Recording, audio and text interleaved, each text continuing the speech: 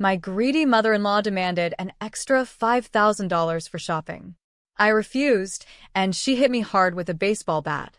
I dropped to the floor while my husband just stood there, watching this drama unfold and not stopping his mother. I was filled with anger. That night, I left the house, determined to seek revenge. The next morning, when they woke up, I had a big shocking surprise waiting for them. My name is Lisa, and I want to share my story. A story that began in a world filled with dreams, but quickly spiraled into a nightmare. At 29 years old, I was an online entrepreneur living in Dallas, Texas, thriving in the digital marketplace and earning about $30,000 a month. To outsiders, my life might have looked enviable. I worked from home, setting my own hours, and enjoyed the fruits of my labor. But behind closed doors, I was struggling in a toxic marriage to my husband, Ryan, and his controlling mother, Evelyn. It all started with Ryan. We met in college, both ambitious and full of hope. We shared dreams of success, and for a while, it felt like we could conquer the world together. We married 3 years ago, thinking love would see us through anything.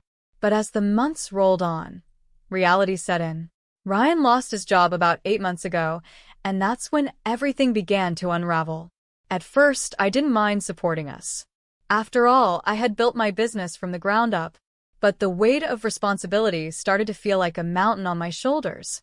I worked harder to make sure our bills were paid, the mortgage was covered, and groceries were stocked.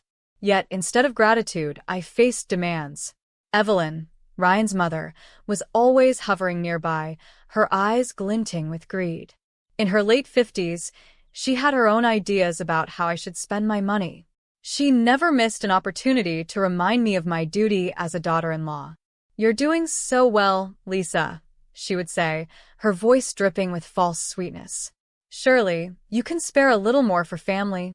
The first time she asked for money, it was a few $100s to cover her luxury trip to a resort. I hesitated, but Ryan encouraged me to help her out. "It's just a little something to make her happy," he said, his eyes pleading. I relented, thinking it was harmless. But after that, it was never-ending. Evelyn's demands became more outrageous over time. One evening, she called me into the living room. "Lisa, we need to talk," she began, her tones serious. "I've been thinking about my wardrobe, and it's looking a bit shabby. I need at least $5,000 for a shopping spree. You can afford it." I froze, my heart racing. "Evelyn, I'm already covering everything. The mortgage, utilities, groceries, all of it comes from my income," I replied, trying to keep my voice steady. "I can't just keep giving you money for luxuries." Her expression twisted into one of contempt. "You think just because you earn a little that you can ignore your responsibilities? This is your family too, Lisa." Her words cut deeper than I cared to admit. "Family? You mean the family that doesn't contribute anything to the household?" I shot back, my patience wearing thin. I expected Ryan to step in, to defend me, but he remained silent, his gaze cast down. The silence felt like betrayal. In that moment, the tension in the room snapped. Evelyn stood up, her frustration boiling over. "If you can't help, then maybe you should just get out of this family," she yelled, her face flushed with anger. "Maybe you should talk to Ryan about contributing." I shouted back, feeling a rush of defiance. Her eyes narrowed, and in a fit of rage, she picked up a baseball bat that was leaning against the wall. Before I could react, she hurled it toward me. I barely had time to flinch before it struck me in the face, the pain radiating through my entire body. I stumbled back, clutching my cheek, as tears of shock filled my eyes. "What the hell, Evelyn?" I gasped, trying to catch my breath. I looked to Ryan, desperate for him to intervene, but he stood frozen, watching the scene unfold as if it were a reality show he couldn't change. My heart sank deeper. I realized in that moment that I was truly alone. "You're ungrateful," Evelyn screamed, her voice echoing in the room. "You think you can just take without giving anything back? You don't belong here." It was a turning point, the moment I understood the depth of their manipulation. I felt a mix of rage and despair as I staggered back, the pain in my face overshadowed by the hurt in my heart. I couldn't believe I had let things escalate this far. That night, I packed my bags. I didn't care that Ryan wasn't home. He had gone out with friends, leaving me to fend for myself. I gathered my belongings, determined to reclaim my life, even if it meant returning to my parents' house. As I drove away, tears streaming down my cheeks, I felt a strange sense of relief wash over me. It was as if I had finally broken free from unseen chains. But along with that relief came a simmering anger, a desire for revenge. In the days that followed, I stayed at my parents' house, contemplating my next move. I knew I had to file for divorce. I was done living under the control of Ryan and his mother. I was tired of being treated like a bank instead of a partner. My resolve hardened as I thought of Evelyn's cruel words and Ryan's betrayal. I could see them coming back, begging me to return. I imagined Ryan, looking for sympathy as he promised to change, and Evelyn, all sweetness and light, pretending nothing had happened. I wouldn't fall for it again. But I had a plan. I needed to take control of the situation. If they wanted me back, they would have to pay for it. The thought of making them transfer ownership of the house into my name danced in my mind. It was a risky move, but I was done being the victim. As I plotted my revenge, I couldn't help but feel a mix of dread and excitement. I had a long way to go, but I was determined to reclaim my life and my worth. And I was ready to face whatever came next. Little did I know the battle was just beginning. Days turned into a week after I left, and the initial pain of my departure began to fade, replaced by a fierce determination. I was ready to take control of my life. My parents were supportive, offering me comfort and encouragement, reminding me that I deserved to be happy. They saw the bruises, not just on my face but on my spirit. One evening, as I was sitting at my parents' kitchen table, my phone buzzed. I glanced at the screen to see Ryan's name flashing. My heart raced. I hadn't spoken to him since the night I left. I hesitated for a moment, but curiosity got the better of me. I answered. "Lisa?" Ryan's voice sounded small, almost defeated. "Can we talk?" Why? "So you can convince me to come back." I shot back, trying to keep my anger in check. "No, it's not like that. I want to apologize. I didn't know what to do that night. Mom, I never thought she would go that far." His words trailed off, and I could hear the guilt in his voice. "Really, Ryan? You didn't know?" "You stood there and watched while she attacked me." I felt the heat rising in my chest. "You didn't lift a finger to help me?" "I'm sorry." I was shocked. I thought it would calm her down if I didn't say anything. His excuse fell flat, and I could feel my patience wearing thin. "Save it, Ryan. I don't want to hear your excuses. I'm done with this." I hung up, the familiar sense of betrayal creeping back. Over the next few days, I felt a mix of emotions: anger, frustration, and determination. I knew I had to take the next step. I spoke with a lawyer about filing for divorce, laying out my plans to ensure that I would not be taken advantage of any longer. My lawyer explained the process and advised me to gather financial documents and evidence of my income.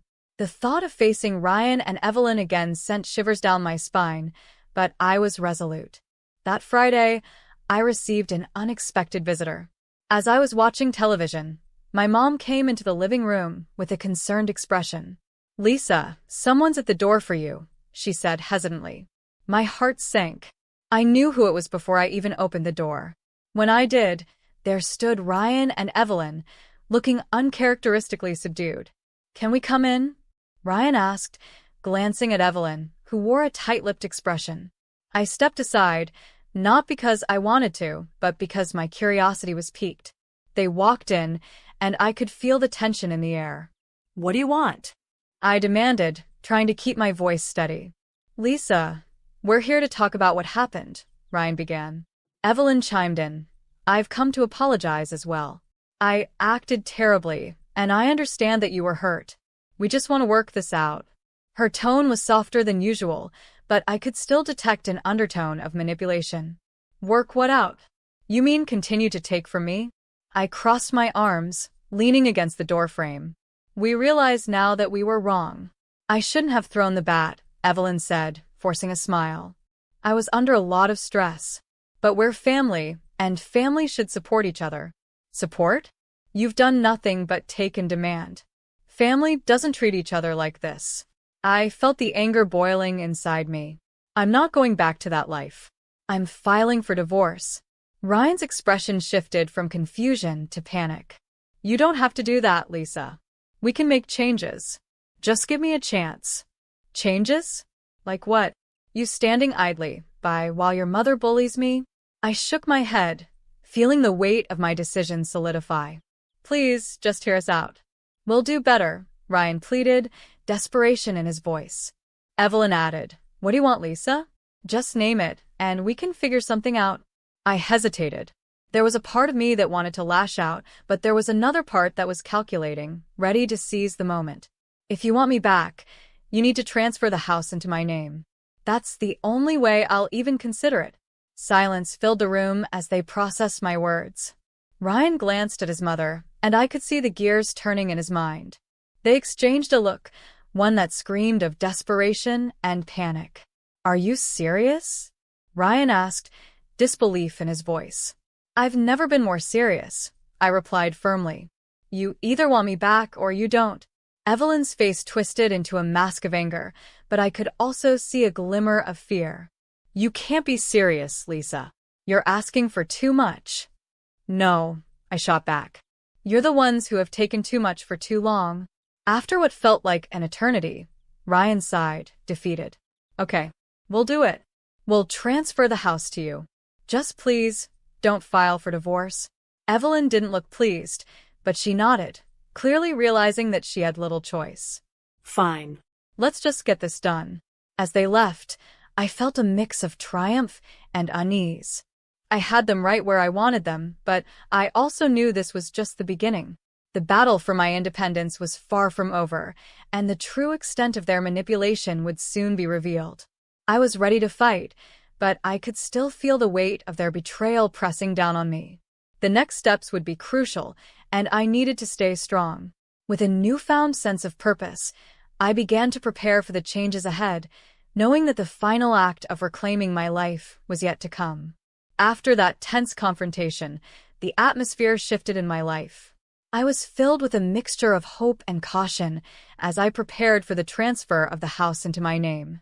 I needed to ensure that every detail was handled correctly. This was my chance to reclaim my independence and finally escape the grip of Ryan and Evelyn.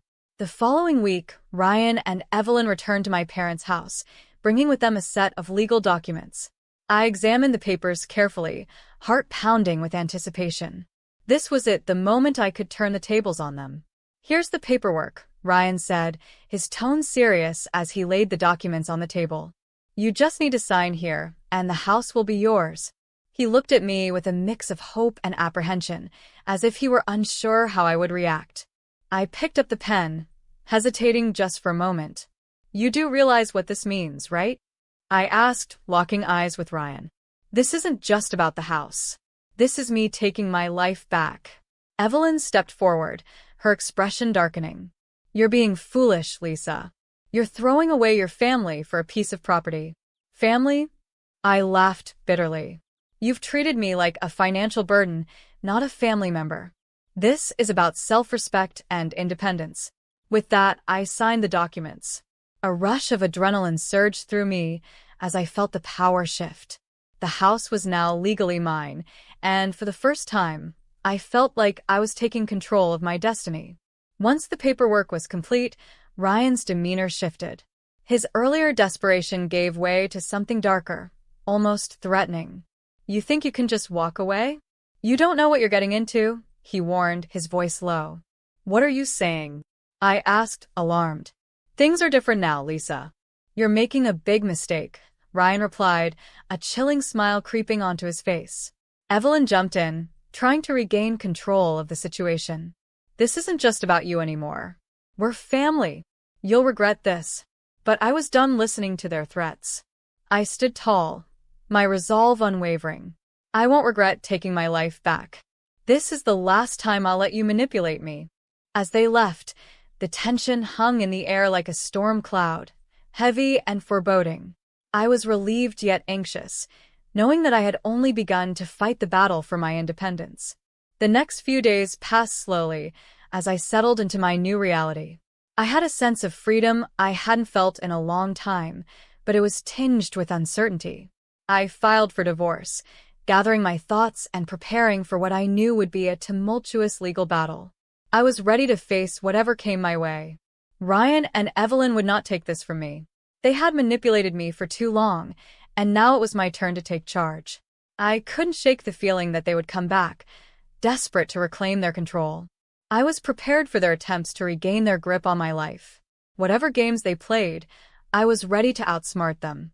As I lay in bed that night, staring at the ceiling, I felt a mix of emotions swirling inside me.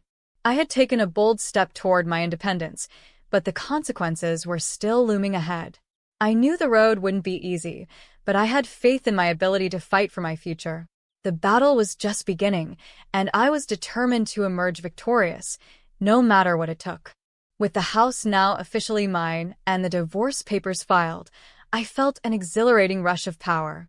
But the calm before the storm was all too palpable. I knew Ryan and Evelyn wouldn't take this lying down.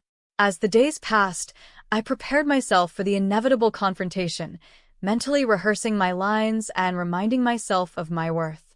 A week later, I received an unexpected phone call. It was Ryan again.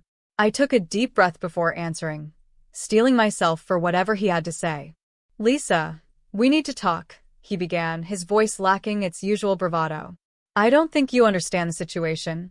"Enlighten me," I replied, keeping my tone firm. I just think you should reconsider the divorce. This isn't just about the house. It's about our future together," he said, desperation creeping into his voice. "Future? Ryan, you made your choice when you stood by while your mother abused me. There's no going back now," I said, my heart racing. "Evelyn is worried about you. She doesn't want to lose her family," he pleaded, but I could hear the underlying thread in his words. "Family? You mean the family that treats me like a financial source? I'm done with all of that. I'm taking my life back," I asserted, feeling the weight of my words. I ended the call, but the anxiety remained. That evening, I decided to go for a walk to clear my head. As I strolled through the quiet neighborhood, I couldn't shake the feeling that they would strike back. And sure enough, the very next day, they showed up at my parents' house, their faces twisted with anger and desperation. "Lisa," Evelyn shouted as soon as I opened the door. "You can't just do this. You're making a terrible mistake." "Making a mistake? I think it's you two who are mistaken if you think I'll go back to that life," I replied, feeling a surge of defiance. Ryan stepped forward, his expression serious. "You don't know the implications of what you're doing. You think you can just walk away from us for me? You have no idea what we're capable of." His words hung in the air, a chilling reminder of the lengths they would go to retain their control. But I stood my ground, my heart racing. "You underestimate me. I'm not afraid of you anymore." Evelyn's face contorted with rage. "You will regret this, Lisa. You think you've won, but this isn't over." I felt a shiver run down my spine, but I wasn't about to back down. "No, it's over. I refuse to let you manipulate me any longer. I'll fight for my happiness, with or without you." They left, but not without casting their threats. I could feel the darkness surrounding them, and it only fueled my resolve to push forward. I was done being their victim. A few weeks later, the court date for my divorce arrived. My heart raced as I walked into the courtroom, ready to face the final chapter of this painful saga. I had gathered all the evidence I needed: texts, emails, and records of my financial contributions. I was ready to show the judge the truth of my situation. Ryan sat across from me, looking defeated yet dangerous. His mother's presence loomed behind him, a dark cloud that reminded me of the manipulation and control I had endured for far too long. As the proceedings began, I felt a wave of calm wash over me. This was my moment. As I presented my case, I could see Ryan squirming in his seat, his facade crumbling under the weight of the truth. The judge listened carefully to both sides, and I could sense the shift in the room as my evidence spoke louder than any of their lies. Finally, the judge delivered the verdict. Given the evidence presented and the circumstances of your marriage, I grant the divorce. Lisa, you are entitled to retain the house and any financial assets accrued during your marriage. A rush of relief washed over me, and I felt the weight of 1,000 chains shatter. I had done it. I was free. As I left the courthouse, I took a deep breath, ready to embrace the future.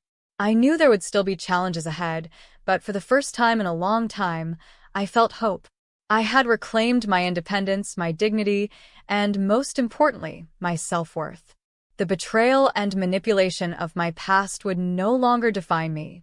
I was ready to move on and embrace a life filled with possibilities. The lessons I had learned would stay with me, guiding me as I stepped into a new chapter, one where I was in control of my destiny.